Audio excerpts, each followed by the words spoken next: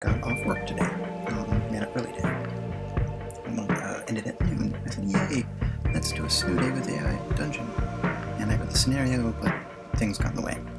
So now it's snow night, but it's still snow day. So let's check out this. Oh lord. Everything that's fine. Okay. I'm not going to do anything with the tabs, because they're obscured enough. It's a snow day AI Dungeon. Like, it's a Halloween Charlie Brown. It's your breath, Charlie Brown. It's a snow day. It's a... Hold on. This is right? Yeah, this thing on. This thing is on. And you...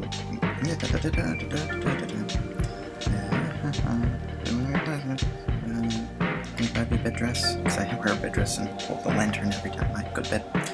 And into your snow play wardrobe, which is like 2 sweaters, a shirt, a pair of jeans, long johns, 2 pair of socks, some snow boots, and a jacket, and gloves. When you glide to AI's office, drop everything! I'm not gonna be the robot who takes everything literally again, so quit it. No, it's okay. Boss gonna send the email like that out. Yeah, everyone should have snow day. And you get to hear the dramatic irony. I didn't tell the bosses. I just told the idea that the bosses had a snow day.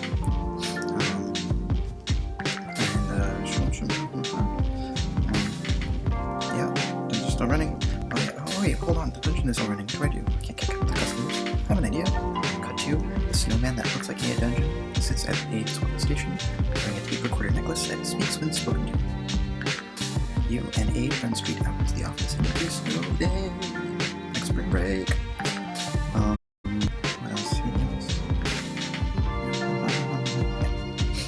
Menu policy. Schmaltzy. And then from the memory go, snow day is this. And snow is this. Snowstorms organized. We'll see how it goes. It's gonna be an earnest scenario, Charlie Brown. Exclamation point. Tags. Snow ice, snow day, no work. What could go wrong?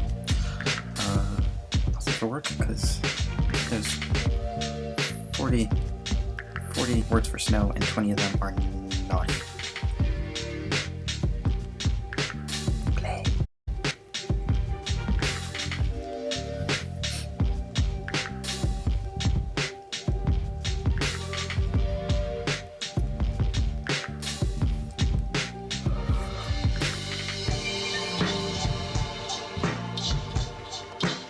You make snow angels and giggling. You have a snowball fight.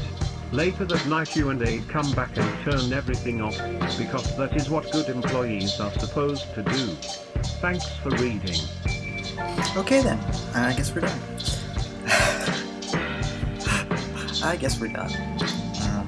That was a snow day. We make snow angels and giggity, and yeah. Let's try it again.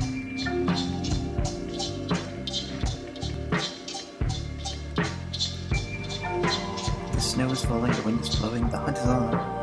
The kitty cries, "Mama, mama!"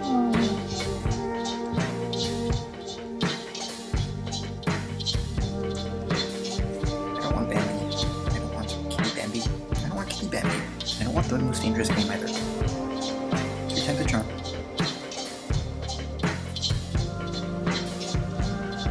Yes. It's so pretty. Everything's so pretty. Yes, it is.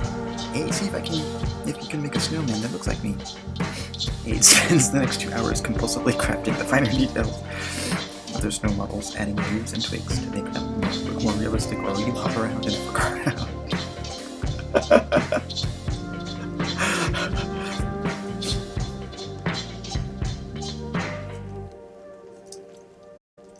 Abe, it's so pretty. Everything's so pretty. Yes. Yes it is. Hey, see if you can make a snowman that looks like me. 8 spends the next 2 hours compulsively crafting the finer details of their snow models, adding leaves and twigs to make them look more realistic while you hop around and fuck around. Facial details. Let's see. Like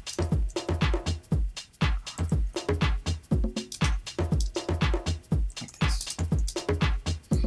Like you're doing dust and scratches. Only with my face.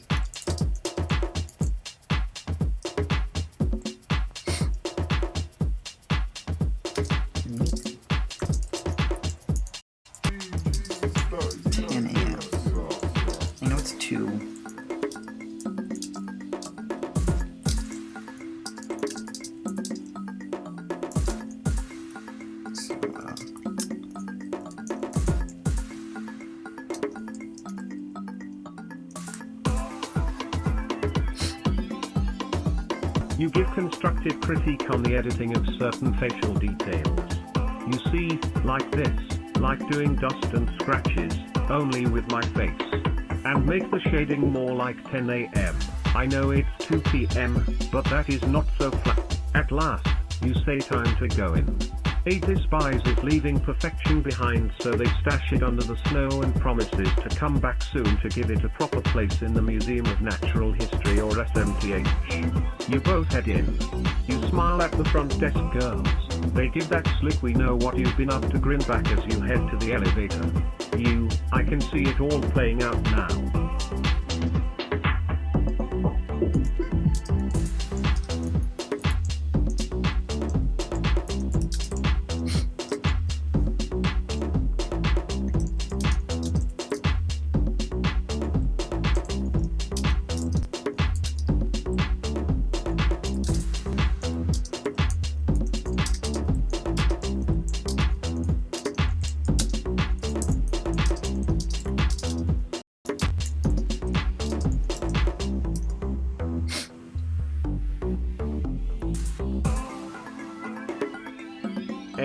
What playing out?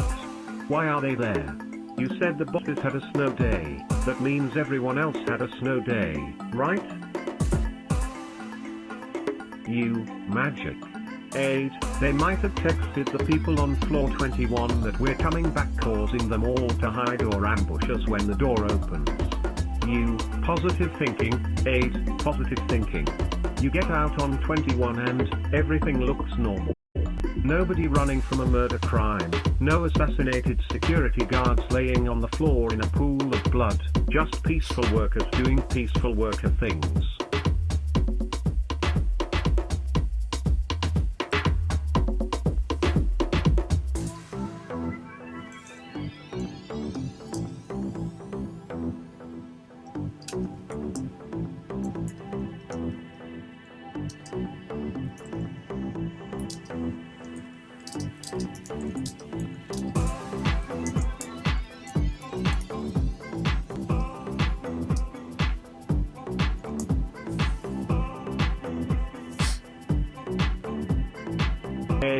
Too peaceful? Yeah, a little too peaceful.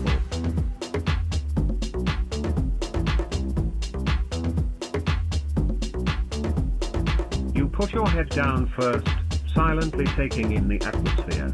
8 starts chewing nervously on a fingernail. I sense nothing. 8, I sense nothing. I can't pick up anything out of the ordinary.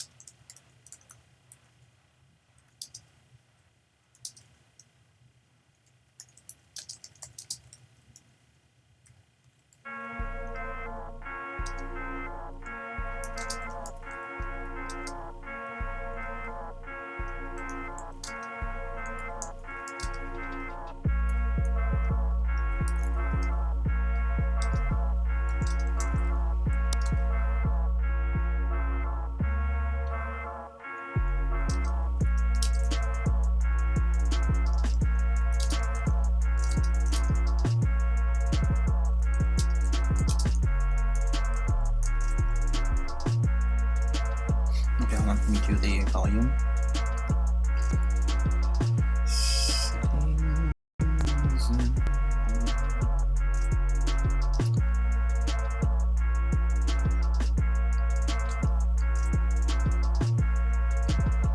You put your head down first, silently taking in the atmosphere. 8 starts chewing nervously on a fingernail. You, I sense no, nothing. You, 8, I sense nothing. I can't pick up anything out of the ordinary.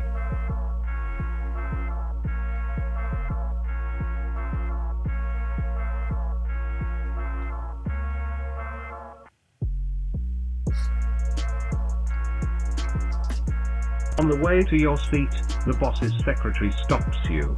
Alright, which one of you idiots scheduled a meeting at 11:30 AM on a Friday during a snow day? She gives you stink eye. Wasn't me. She looks at Aid and frowns. And I'm pretty sure it isn't this thing either, so that only leaves you. This is because you think before you speak and she thinks that's cute.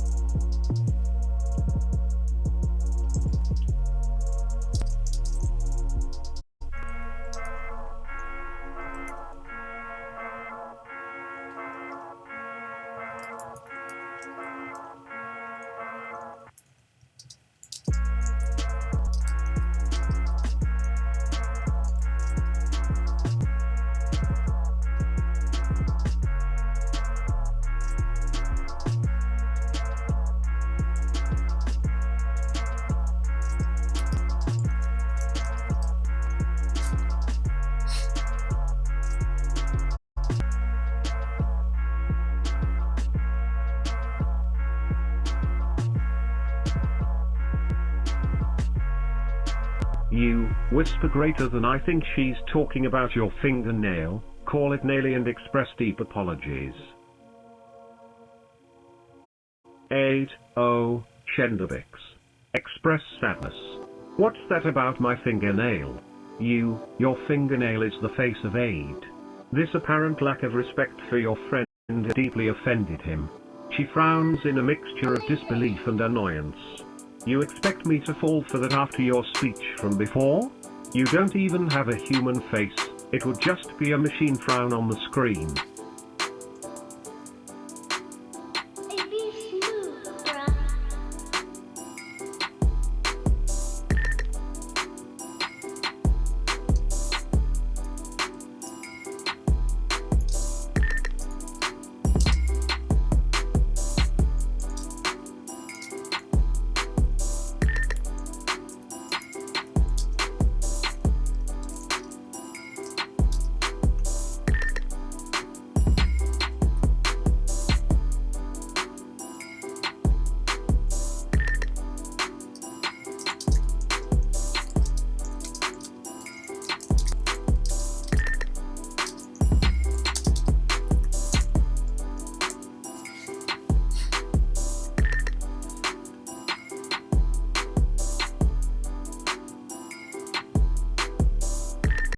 You, hey, don't gaslight Aid's face. And what speech are you talking about? I don't remember a speech. She raises an eyebrow. At 10 this morning, in the parking lot, you gave a speech about staying safe out of fear the snow day could be a diversion. You, oh yeah. That was a speech? Man, I mean, darn, that seems so long ago. Good thing I know how to wing it then. She glared angrily at you for a few moments, and then answers in a very annoyed tone.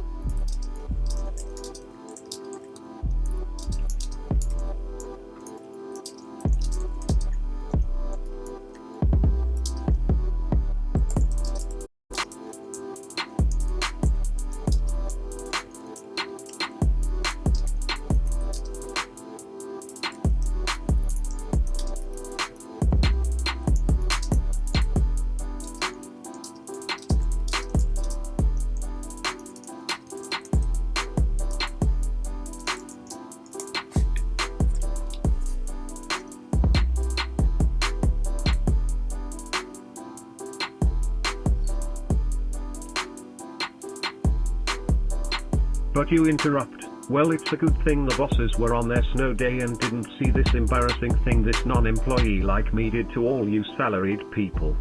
Phew.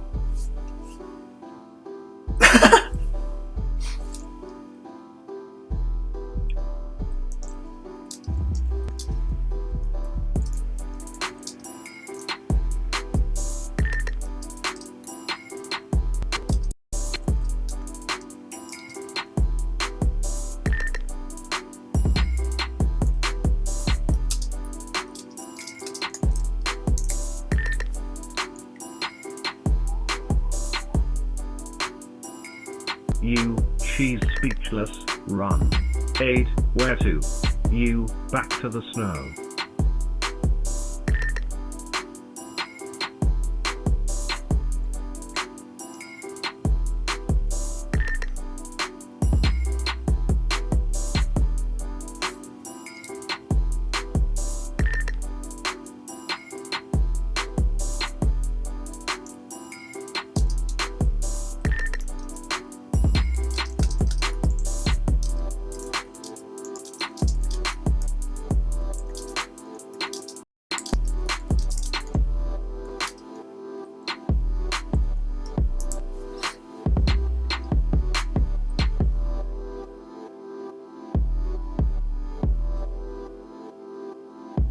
You, I said back to the snow. Like out of the office, and back to zero snow die. You, we slither out of her office and go back to the parking lot. We are so happy. Aid, beep boopy bop. You, because we're back in the parking lot.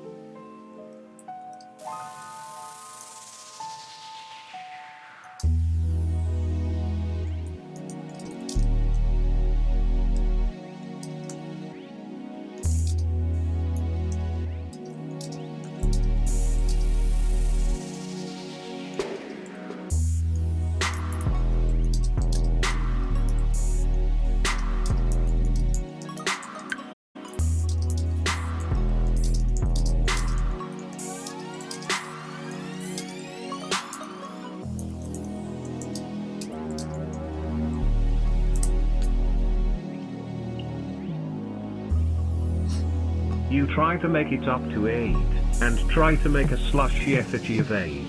The snow has lost its fluffiness and obtained a few streaks of yellow here and there, and a dollop of grey.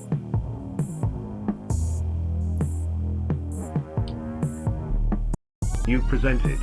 You, is it effing or is it bobbing? Aid, beep boop you, I guess it's effing. You laugh with Aid at the effing robot snowman. After a while, you get tired of being out in the snow and decide to go home. Aid says something about watching you spill slushy every 2 feet and tell you that he's got some bugs he has to iron out.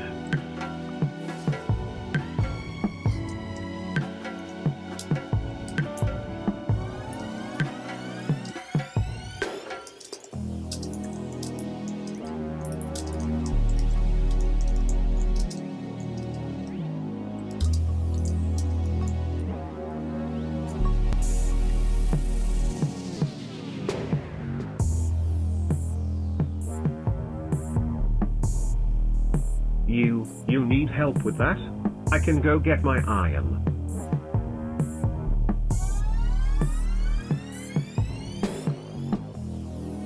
Aid, nah, don't worry. Just a few problems with the voice modulator. It's been giving me both an equal pitched voice and an offensively low one, and also my wrist servo seems to be loose. I can't wave. Just BS things. You, alright, see you later, Aid.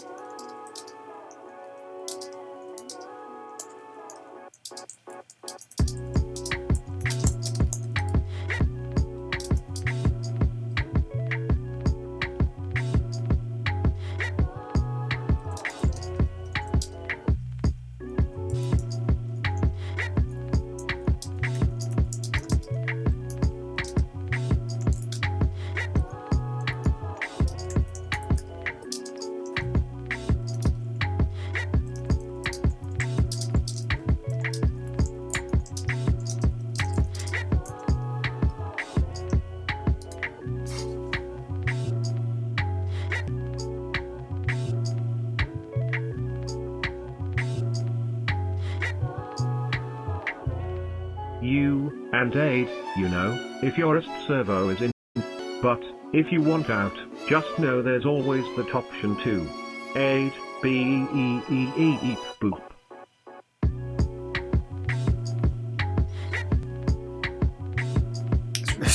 No, there's.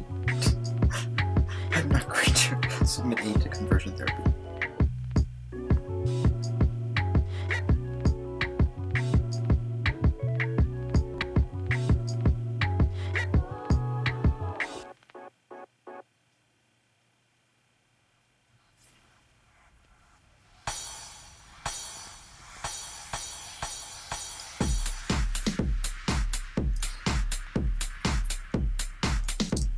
Ah! Damn it.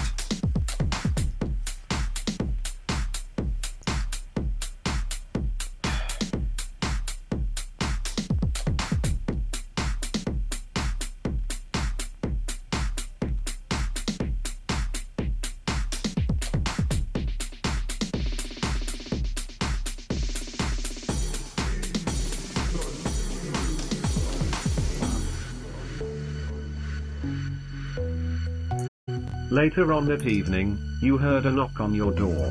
You thought it might have been your mom, or perhaps the mailman with a package, but instead you see it's a humanish looking robot.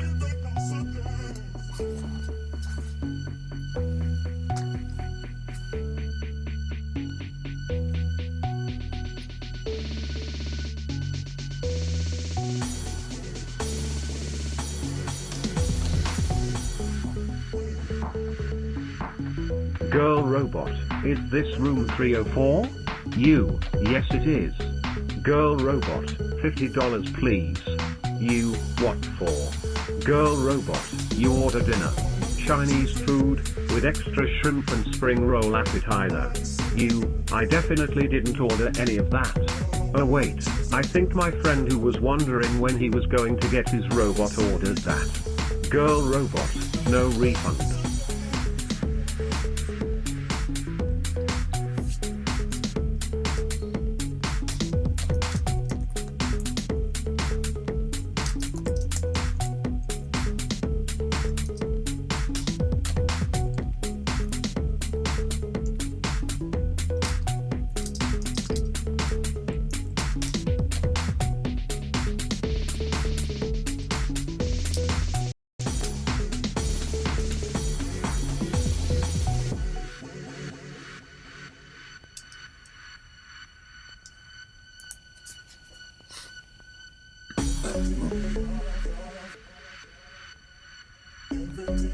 You call your friend, Siggy, you have a robot Chinese food delivery.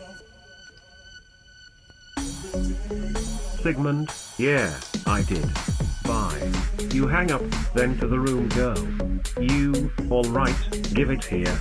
You hand her $50 as she hands you the food.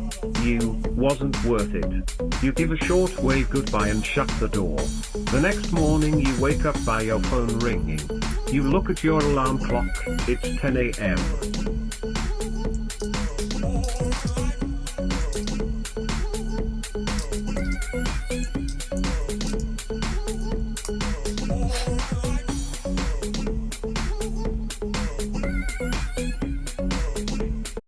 You press the snooze button, the phone still rings.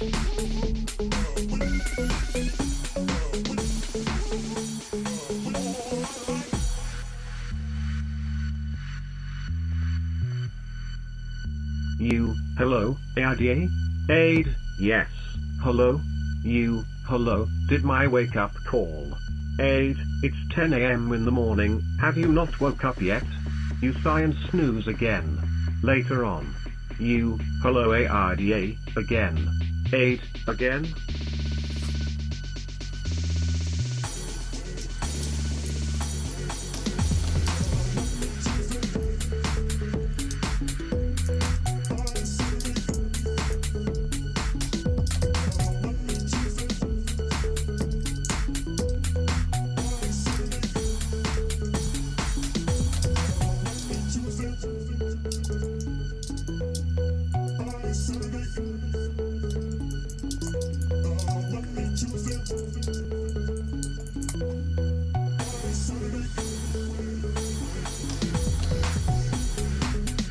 You slap yourself with some hot coffee, and then after a cold brew enema, okay, I'm so sorry that you do it. Thanks for your patience. You're absolutely right, I should probably seek help if I'm calling you again. 8, thank you, but no apology necessary. Might I inquire as to what is troubling you? Well, it's my marriage with Allison. Or maybe the fact that I'm married at all. Our sex life has dried up to a trickle of a tooth-rotting black sludge. And on top of all that, I ordered Chinese food last night and they billed me $100.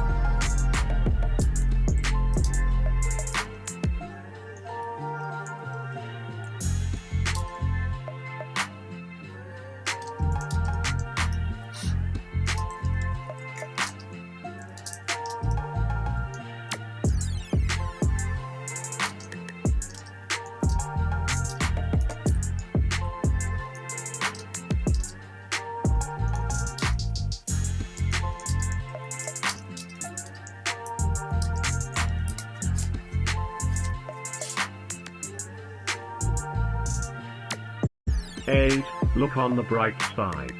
Sex like black sludge isn't dried up, it just stinks, so find something that'll freshen it right up, ideally non-alcoholic. As you, haha. Thanks, AID. What?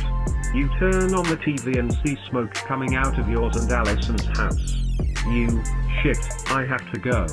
You panic and stomp on the remote until it's dust. You bound down the stairs as your mom calmly walks out of her room. You, Mom. Where is Allison?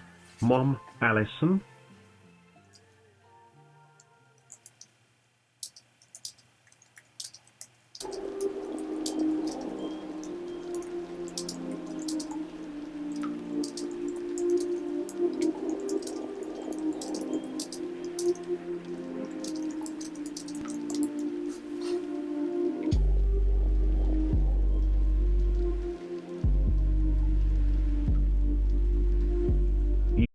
The woman I'm married to and have black sludgy sex with from time to time. Where is she?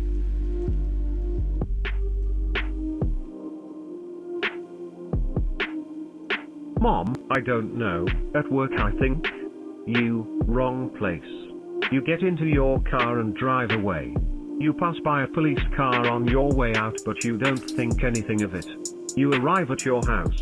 Firemen are putting out the smoldering wreckage that was once your home.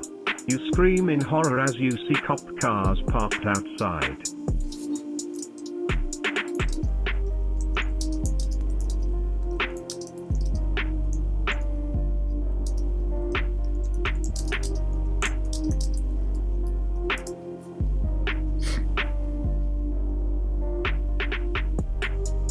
You wonder if they found your drugs. Allison is gonna be pissed.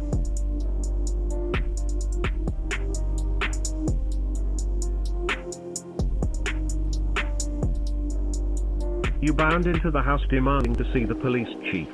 You're taken aback as you notice Allison sitting in a chair talking with the officers, crying her eyes out. You, what's going on? Allison looks up at you, tears streaming down her face and speaks. Allison, it's gone. The bees are all dead. You, wait. What? You see the other officer holding your bow and quiver full of arrows and snap at him.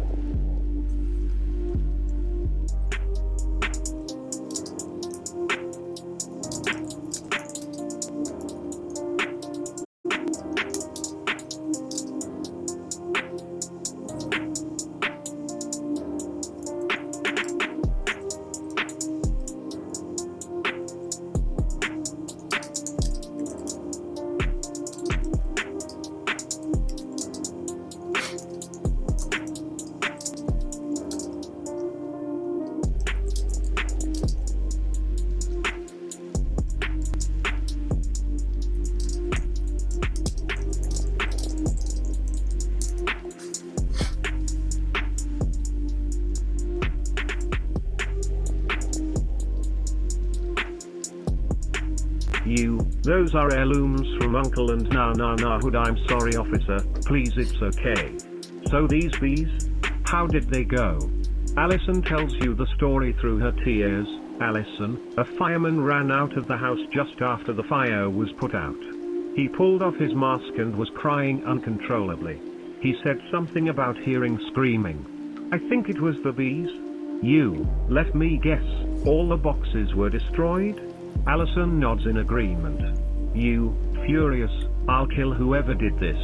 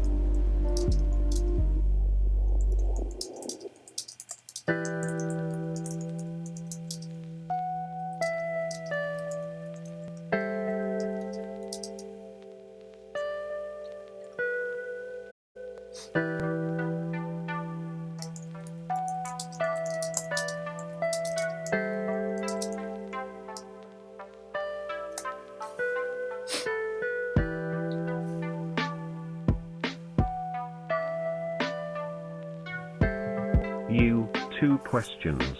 1. Was it the screaming of bees, or could it be their characteristic buzz in unison? 2. Wouldn't they be able to fly away? Allison shakes her head in disagreement as you ask the second question. You, confused, then how did they die?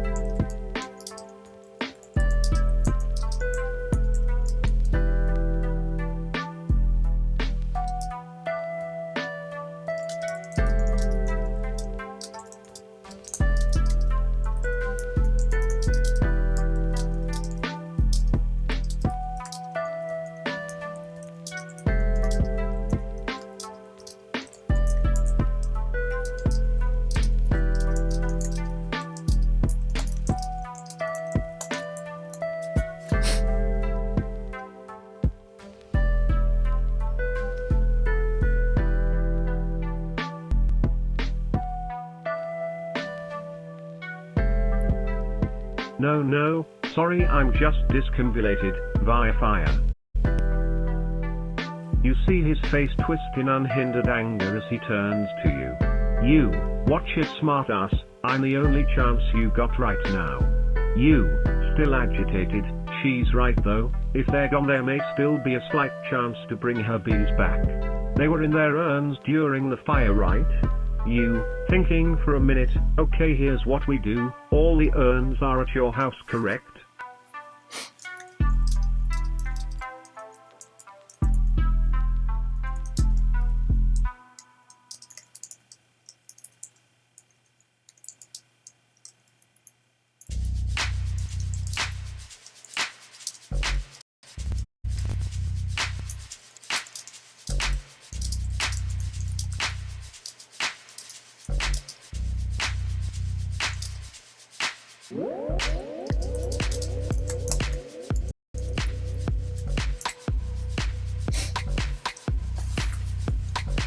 which we are currently in.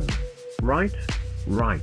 Okay, I'm going to run around and check one last time, and pray for a miracle.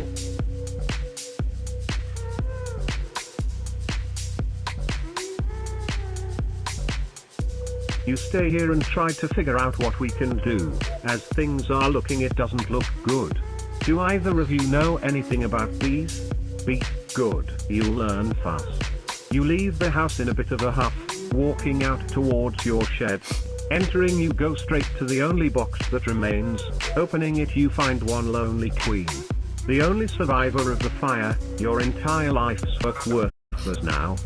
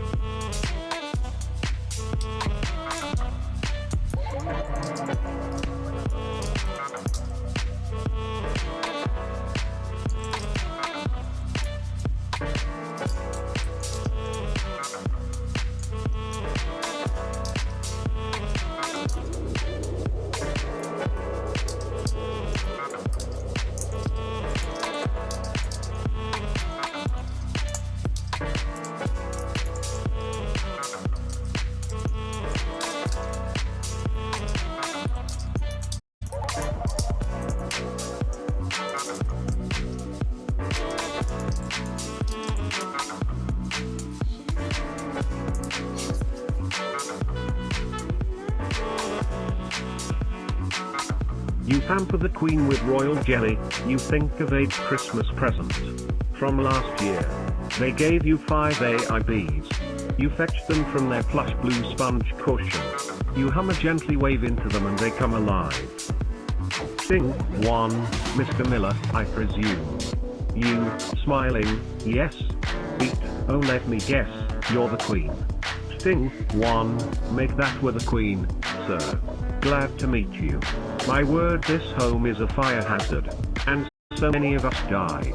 You, so many more will die if I don't get this right. Does anyone here know anything about medicine?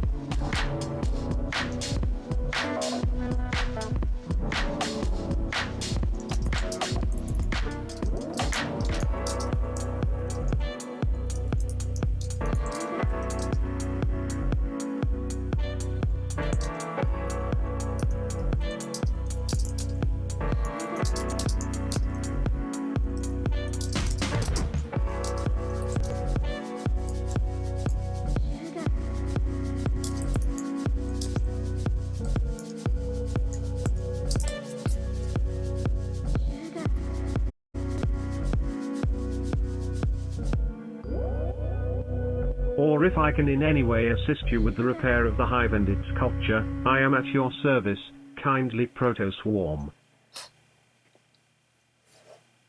So what do we do now, boss? Do we fight the man? That we can do if you want, AIDS. As much as killing Mr. Miller gets me all riled up, I'm also pragmatic, and the only way I'll get to keep my girls is to save them. It's a whole big scene though, and the movie would be over soon. I'm at a loss as well. I have tried searching for ways to save them offline.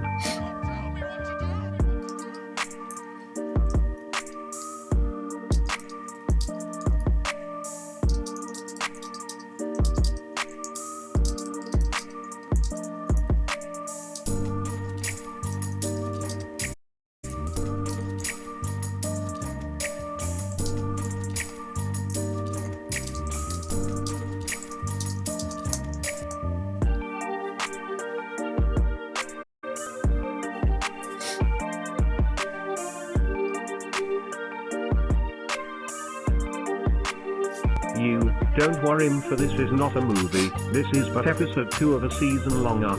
You have plenty of time. To tell you the truth, I am not sure how your story is going to end either. That's why we are going to make it through this together, as a team. You trust me, right? AIDS, yes boss. We trust you. You decide that a snow day would be most suitable, at least for now. You have a feeling things will continue after this, with more shenanigans. Whatever it may be, you're just glad you're not alone.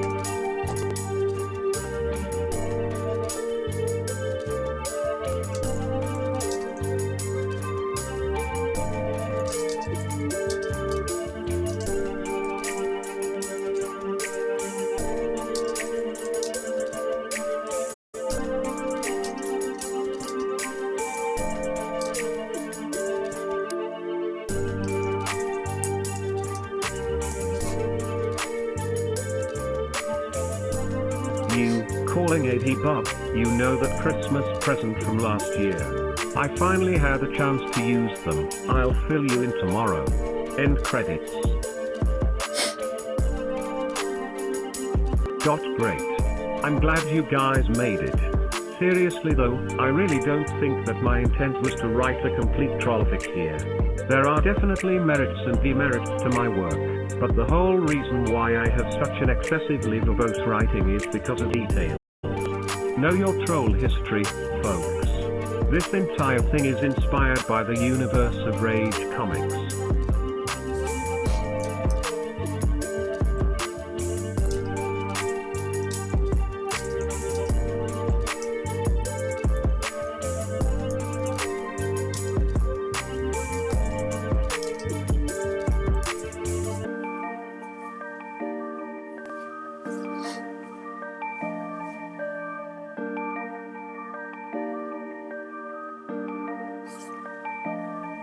P.S. AIDS, oh? I would say the one about back pain. It's Hudge. But if I were to choose one, it would have to be the Dolan dying in every panel.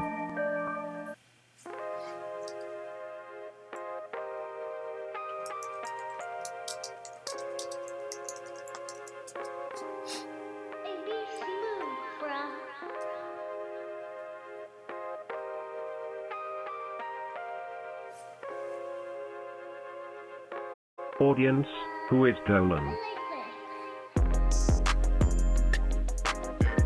You, I'm pretty sure everyone here has seen the infamous Dolan, right?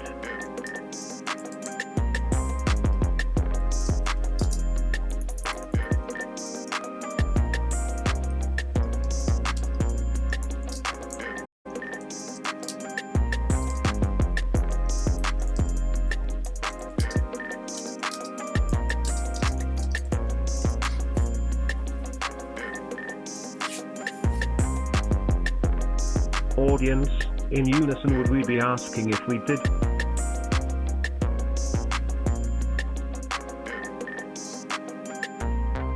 You, my apologies.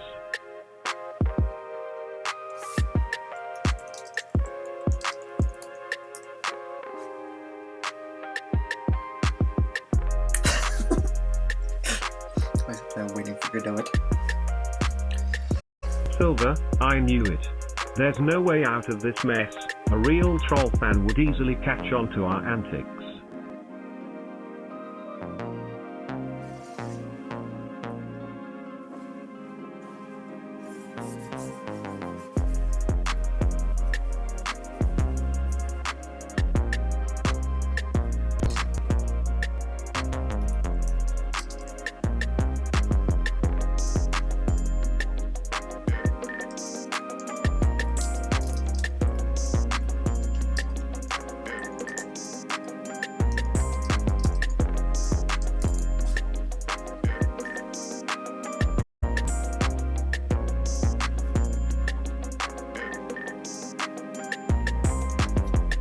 Gold points to the pile of troll dead. Oh really?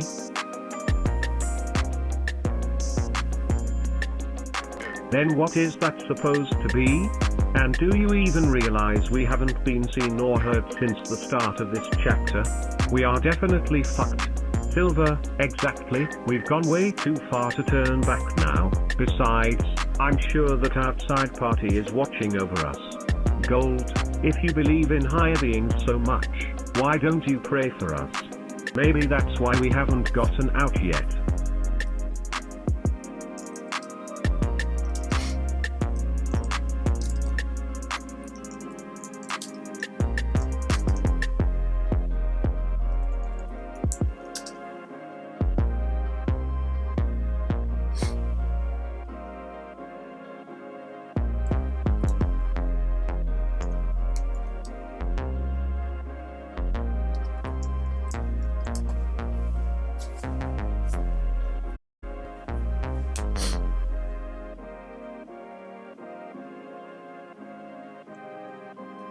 Silver, okay.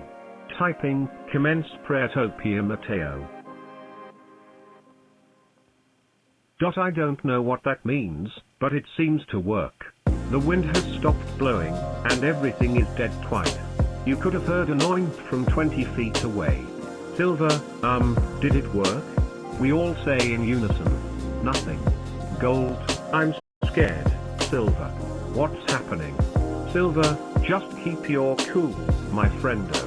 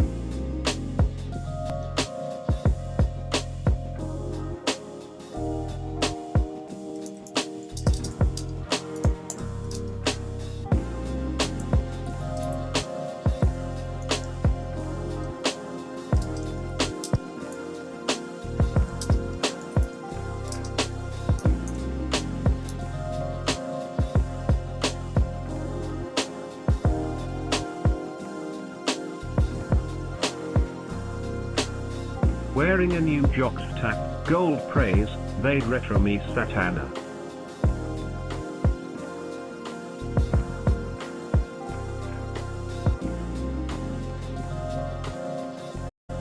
De plus ledger temoi, prout mediocris slenderman est tergo glaudi vade retro me, satanus. Amen. Fuck. My. What a ride. A piercing noise erupts through your speakers, jamming your ears with annoying frequencies. It's working. You yell at your sister, 5 feet away, while spamming on the caps lock button. Cameras are spying on us.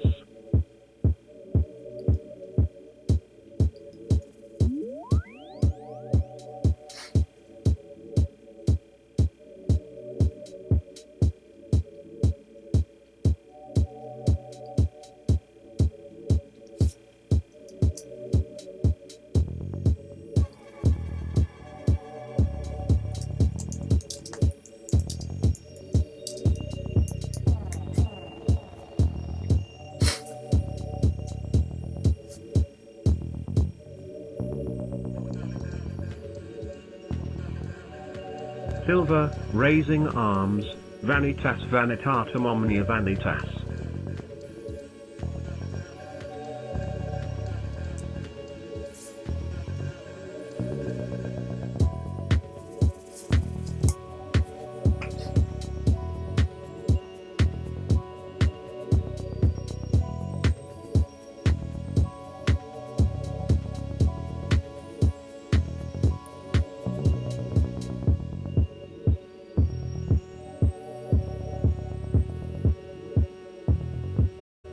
Everything is vanity.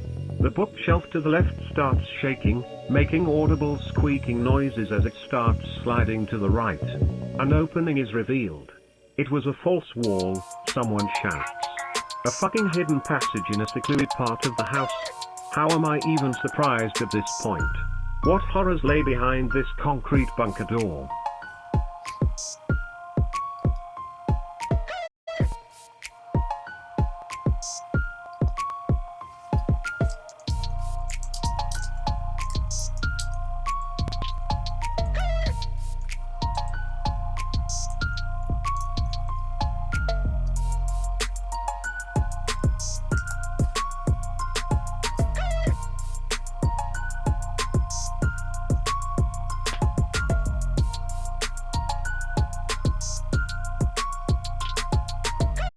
Silver and gold, Scoobica do the accused do. Is this it? Am I finally caught up with the damned? Slowly entering the passage with a flashlight in tow, you stumble upon an old storage chest. The lock looks very pink. It doesn't match the rest of the metal from the door or the bed frame for that matter. Maybe someone is trying to signal something to you through this strangely colored lock?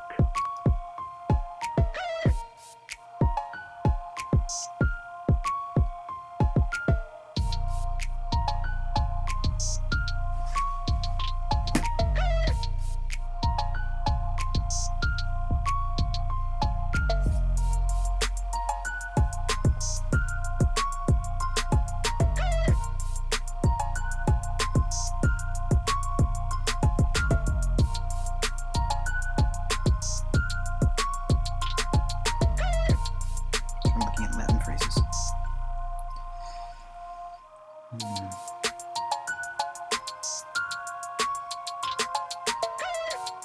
The manly thing is being done.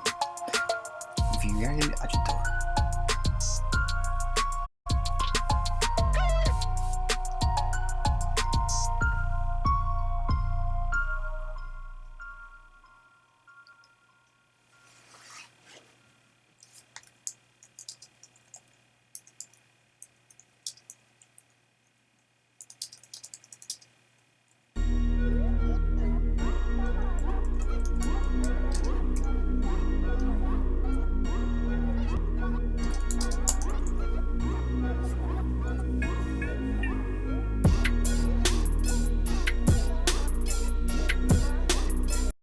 Silver thinks of their ex-boyfriend and intones, virile agita.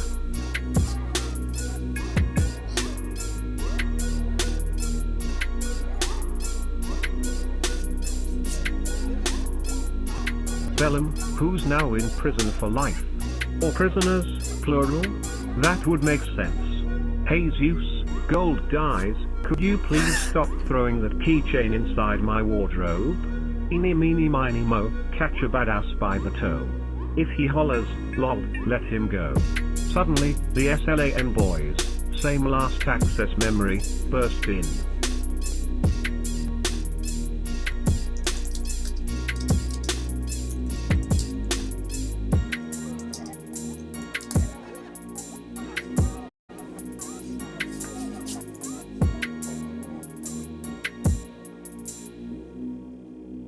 They are in an especially slammy mood.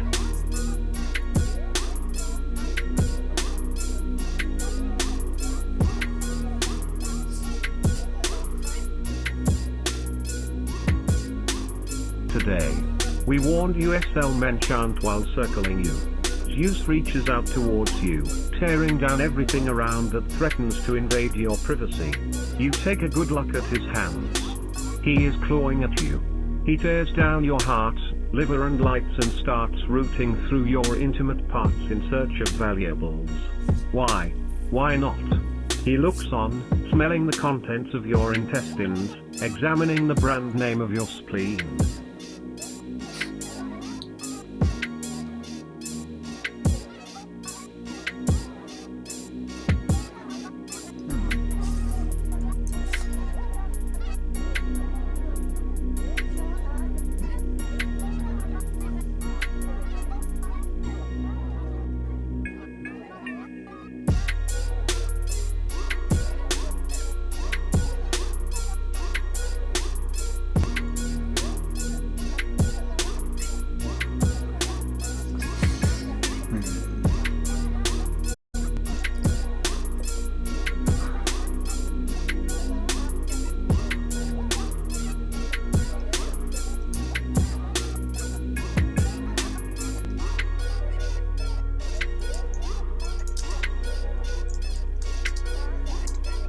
Ah, fuck. Damn it. It's supposed to be Latin. Silver yodels, that which virtue unites, let not death separate. The SL men yodels back, Sulman slay, end him. Zeus lifts you up. He looks into your eyes. His face is inexpressive, but calm. I'm sorry, he says, pausing before delivering the final blow. The end. Oh, because I didn't do Latin. Well, let's see. Yeah, I did Latin.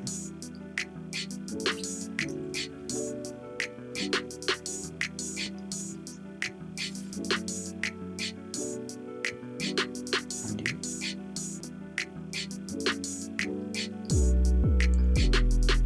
Edit.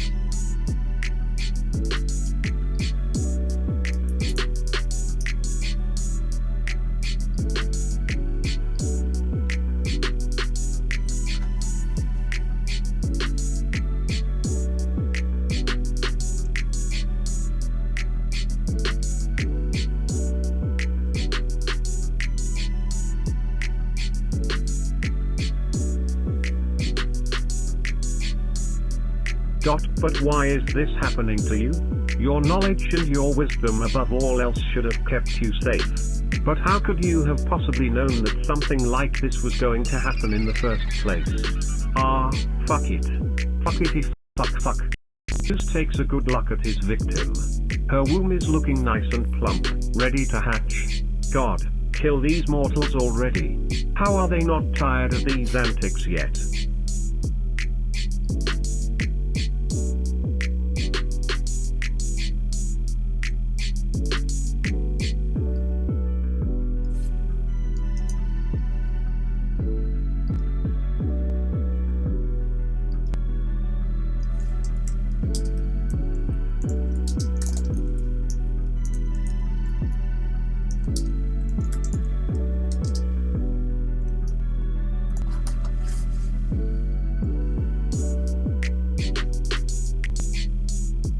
Gold explains with penultimate breath, via prudens non contraventum mingit.